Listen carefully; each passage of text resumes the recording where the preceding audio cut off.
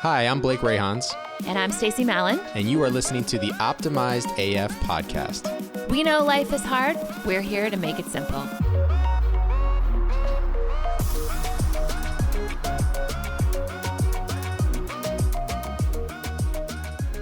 Hey, everybody. Welcome to another episode of the Optimized AF podcast. I am Blake Rayhans.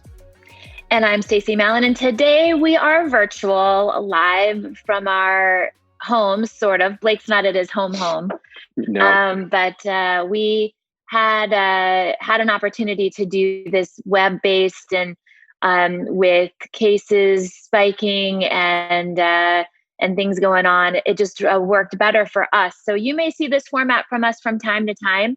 Same awesome content, slightly different locale. It sounded like you were going into like the old Batman one. Like, what was that? Same bat time, same bat place. Yeah, exactly. I like it. Do I get to be, am I Robin or? You can be whoever you want to be, Blake. I just want to wear the costume. There you go. Tights are my jam. Today we're going to talk a little bit about, not about per se the election and about what's going on in this crazy, crazy world, but hopefully share a thought and a concept that is a Stephen Covey concept. And, our whole mantra here is, taking something that's complicated and making it simple to apply to your life. And this came to mind for Blake and I recently because there's a lot of people spending a lot of time and effort on things that they don't control and things that they don't really influence in life. And that can be highly distracting to actually getting things done and optimizing your life. Yeah, this came up recently. We were talking about, obviously related to the election, but it was one of those things where we saw the entire, at least in my, circle, everybody spending a significant amount of time with thoughts and with discussion, and in some cases, decision making based upon things that were completely outside their control. And I remember having a conversation with somebody. I said, look, you know what? Am I concerned to a point that I want to put attention towards understanding the result of it? Yeah, absolutely. I think everybody in this country is. Hell, globally, people are really wondering what's going to happen. But I told him, I said, look, but I did my part, which was I could cast my vote. And literally at the moment that I do that and I hand my ballot in, I am out of control.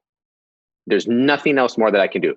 Now, ahead of the election, we talk a little bit about, if I was really involved, I could try to influence people one way or the other, which I'm just not that way. Look, you're going to make your own decisions. We're all adults. But it was really, this came out of just watching the lack of productivity, the loss of focus, which really allowed, in a big way, I think, the opportunity and the open door for worry and anxiety, and that then manifests itself into depression, or they're running over and they're eating stuff that they wouldn't normally eat, or they skipped the workout that day. And it was like, why?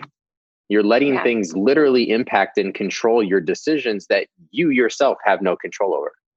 Yeah. And I think about getting up first thing in the morning and getting on social media as a good example. If you get sucked into this cycle of all the political drama on your Facebook feed or Instagram or whatever, you could spend an hour laying in bed or get up 5, 4, 3, 2, 1 and go do your day. And I mention that because I think a lot of people are stuck in that cycle. So this is the tool, if you will. And there are two circles. So if you're not driving or doing something where you that you're not sitting in front of a space to do this later, but it's really a circle inside of a bigger circle. It's just that simple, two circles. And the concept is really around your sphere of influence and your sphere of concern, right? We all have things that we're concerned about, we have less influence over. And then we have a circle in our life that we do genuinely influence. There are very few things in life that we totally control. I will tell you as a parent, I don't totally control my children. I influence them, sometimes more than others. But we don't totally have control of much in life. That's the whole concept we can spend on a whole episode on surrender. Like some of life is just surrendering to you don't have control, but you have a circle of influence. And so the thought process is, and as I've instituted this in my life, I definitely see the power of this concept, which is as you really focus time, energy, and effort on that sphere of influence, that circle of influence, it grows into your circle of concern. But if you spend all of your time, effort, and energy funneling into the circle of concern, your sphere of influence, your circle of influence actually diminishes. And so Blake and I were talking about this related to this issue, because you could spend that hour in bed funneling effort, looking at all the feeds, digging into all the depth of the circle of concern. I'm not saying it's not, informational, entertaining potentially, but is it productive? And we wanted to bring this to you today because what are the things in your life that you want to funnel energy in that are really inside the circle of influence? Yeah. Yeah. So I literally had a conversation just yesterday with a leader that I coach, and she reached out to me and she said, look, I'm having an issue. Are you available? So we jumped on a quick call, and the short of it is it was a conflict with another person. I'll leave it at that. And I boil it down to it. And I basically said, look, you cannot and should not try to take ownership, or AKA control, over the other person, how they speak to you, how they feel, what their style is. The only thing, and to your point, Stacie, is very few things that we totally control. One of them that we 100% control, caveat, easier said than done, I get it, is how we respond and react to a situation. So when you think about what's going on in the world around us right now, and there's this just complete bombardment of chaos, right? The thing that you can always center yourself in is, how am I going to allow myself to respond and react to the things that are outside my environment? And that'll lead you to a place of feeling more centered, more in control, which of course then has less worry, less stress, which leads to all this other crap. And I think we need this a lot right now, right? So, to your point, if you're not in the car and you've written down those circles, your homework, your exercise from this episode is to really be clear with yourself, be very honest with yourself. It takes a little bit of critical thought, because some things might seem like, well, no, I can really kind of control that, but you really can't. You can semi-influence it. And then some of these things like the environment, I'm concerned about the environment. Great. Well, I can recycle. Okay, yes, but if you're concerned about the environment as something at the grander scale, like global warming, let's be realistic with what you're really going to focus your time on, right? Is recycling that water bottle. Does it have an impact? Sure. Okay, but just let's try to draw the line in there as you're going through the exercise. But really, I think the key to this is you're developing a muscle. And the muscle is that as you go through your days, your weeks, your months, your years of your life, and you're faced with an opportunity, you're building the strength of the muscle to check yourself and completely go inward on, how am I going to respond and react to this? Yep.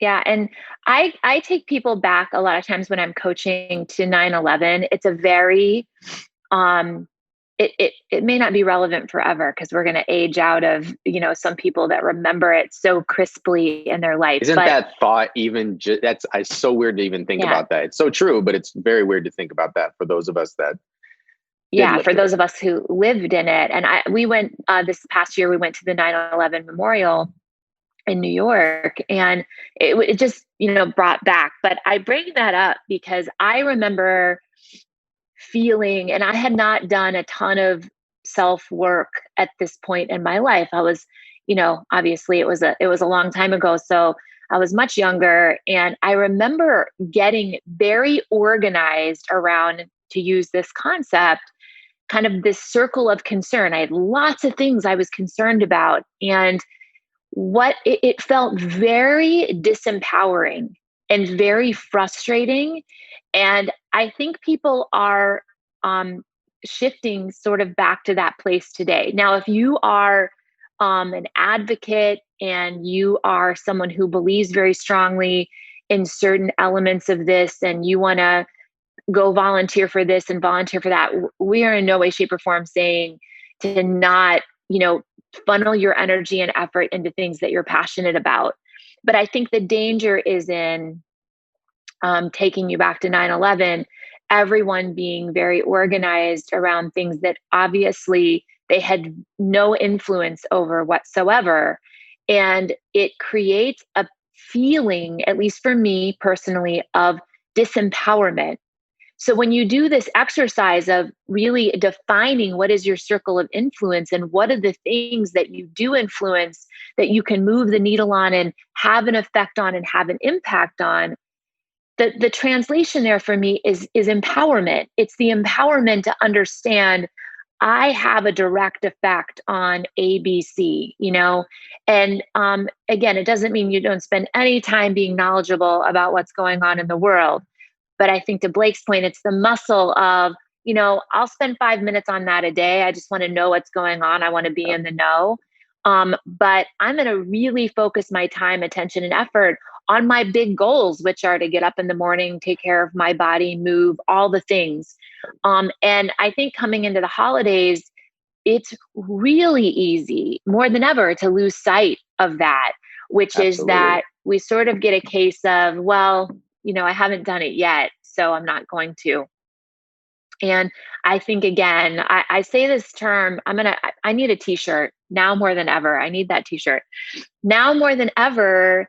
This holiday season, I think it's an incredible opportunity to really practice this sphere, circle, whatever you want to call it. I always feel like I think in 3 dimensions because things are so complex, but it's this, what do you have influence over, and really what is outside of your control.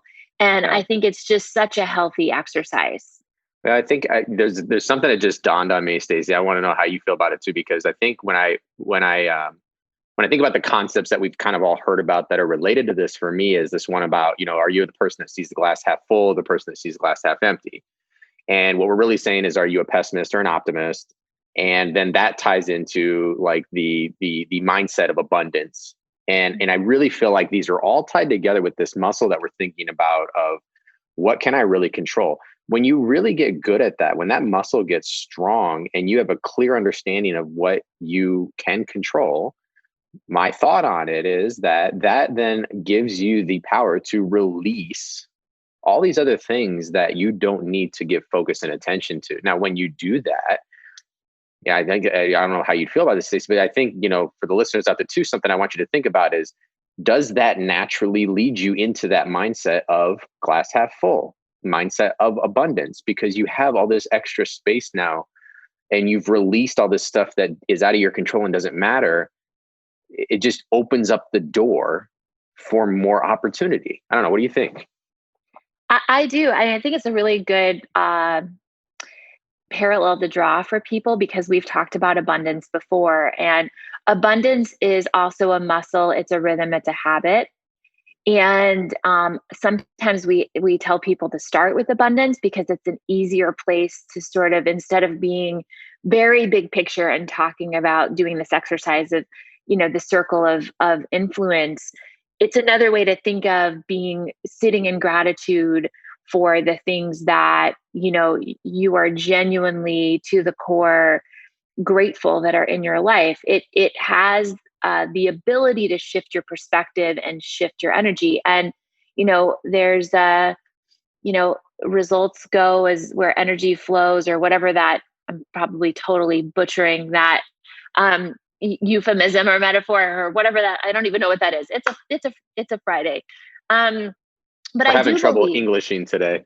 I'm having trouble with my my references. We're at the English now. We're going to have to adult later. This is just, it's Friday the 13th. What's going on? It's hard. Yeah, it is hard. We are recording on Friday the 13th. So give us a little grace today. But I really do believe that if people do this exercise and make the decision every day to funnel and generate more energy in this space of what they actually can have an impact on, and then take the step of talking, self-talking, or having a conversation with your accountability partner, as we've talked about before, of where is your gratitude. I say every time Blake and I are going to record, like, I'm incredibly grateful for this podcast. I hope it does things for other people, but I'm grateful for it for myself, because Absolutely. every day we do this, I'm reminded of how important these things are. And it's easy to slip into pessimism, into letting your habits fall to the side. It's easy to slip into a space of getting micro-organized around things that you don't have any influence over. Yeah. No judgment for anyone, for having those things in your day to day, because I think it is an unfortunate how our brains are wired. Yeah. I mean, and I think we've talked about social media before. Social media is by definition programmed to grab you and pull you in and not let you go. That is the way it's designed. And so no judgment for sitting in the bed for an hour and scrolling through all of the chaos that happened, I was in just the going to last say, several hours. yeah, I was going to say, try to challenge yourself. I dare you to see if you can pull up TikTok and only be on for 7 seconds. Yeah. It's Not going to happen. impossible. It's Not going to happen. impossible. So, and then we're sitting in judgment of our teenage children for doing the same thing. I'm like, well, they have less self-control. Number one, lack of frontal lobe development. So, social media was really built to hold on to them. And so as parents, this same exercise, I think, goes for older children. Blake, you'd have to tell me how you think about how you translate this for our younger kids. Yeah. But I think it's a good exercise to think about. Yeah, I think, you've got to have a certain level of self-awareness developed, the ability to be more self-aware for this to really take hold. I do think, though, taking it very personal on mine with a 3-year-old and a nearly 7-year-old. My older one is probably at the point where, with certain situations, this actually leads me into my next point that I want our listeners to do. But with very specific situations, I think I can make the correlation for her of, well, okay, which part of that can you really, control or influence, and what has you can't do anything about it, right, sweetie? So, let's think about this. You're really upset, but can you really do anything? And so, no matter the age limits, when we mention this exercise, so again, bringing it back to what you guys can take from this, and what Stacie and I really want you guys to focus on doing, is the exercise can be more broad. It can be the 2 circles, and it could be everything. I'm concerned about global warming. I'm concerned about the political climate. I can control XYZ. But it could also be very specific to a certain situation, right? You can still go through this exercise based on some very specific thing that happened in your life. For example, the loss of a loved one, specifically to me. I could take this exercise and I could say, look, you know what? Gosh, I guess it's probably going on 8, 9 years now. I have to go back and look, 7, 8 years now. The loss of my dad, right? His suicide. What was in the sphere, the circle of my control? What was in the circle of my influence? And what I had no, nothing to do with that.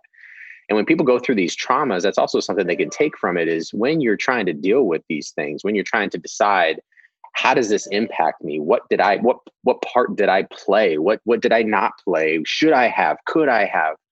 That's a really tough conversation to have. I mean, we got a little deep here, but that's some tough inner work to do.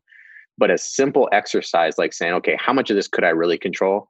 How much could I not? That's looking in the past. And now going forward, can I control how I let myself respond and react to this thing that happened?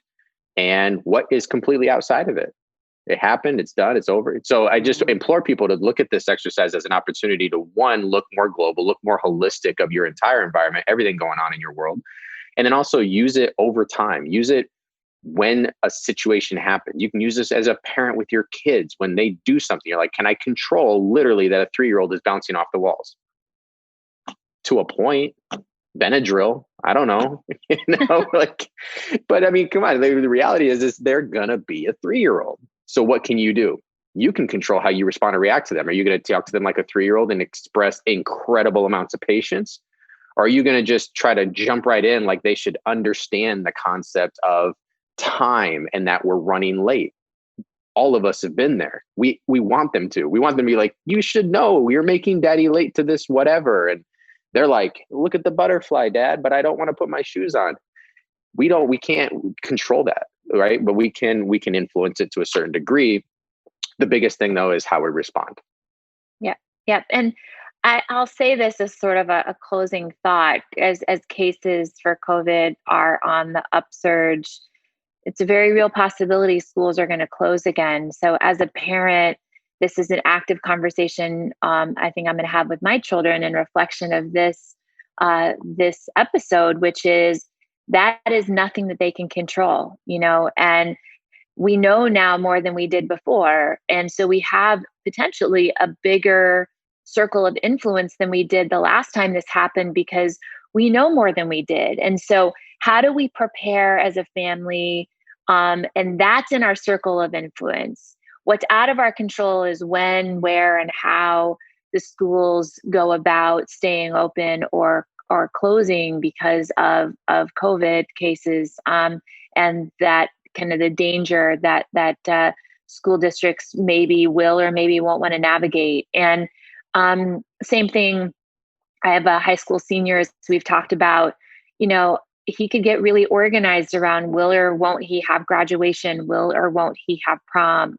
But my job as a parent is to do this exercise and help him focus on what he does have control over, what he has influence over, which is how do we plan, to do something that's going to feel special in the absence of those things. So I would encourage everyone in closing out this episode to really be having these active conversations. Do this for yourself as a starting point. Do it with your partner.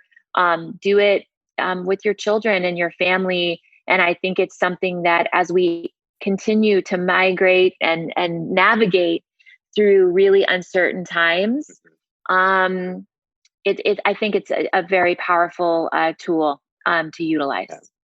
Yeah, and the simplest way to break it down, again, Stephen Covey's he's got this in the 7 highly effective habits of effective people. That book. Remember, we can't English today. Nope. The 7 habits. The concept is already fairly simple. Okay, but if we, as Optimized AF, bring it down and break it even more simple, is that this allows you to have an increased level of focus. It really does. When you break it down very simply, when you get really clear about deciding where you can and can't control, you make decisions about where you can and can't or shouldn't focus your time and energy, right? But when I decide I know I can't control these things, I'm going to make a very conscious and intentional effort to spend as little time as possible with my energy and focus in those areas. If they concern me, again, i.e. global warming, if that's an example that I can use, I might spend a little time, to your point, Stacie, earlier, with just gathering a little information here and there. But with the holiday season upon us, with the natural thing that a lot of people do, I know, Stacie, you and I don't prescribe to this, that all of a sudden January 1, I'm supposed to reset these vastly new goals and these great. You know what? If you were planning on doing that, total sidestep from my train of thought right now. But this exercise gets you more focused so you can make better decisions about where you should and shouldn't spend your time. Yep. And we're going to wrap this episode because as such is life, I have yet another conference call to go to get on, jump on. And we just so very grateful for our audience and our feedback. Continue to give us feedback on how this is helping you or not. If it's not helpful for us, and we will continue to do our best to make things simple and break things down as the world continues to get more complex. 100%. All right, everybody. Hey, take care. We'll talk to you next time. Bye-bye. Hey guys, thanks for listening to our show. You can find Blake and I on social media channels at Blake Greyhans and at Stacie Mallon. Be sure to follow Optimized AF on Instagram and rate and subscribe to this podcast on iTunes. See you next time.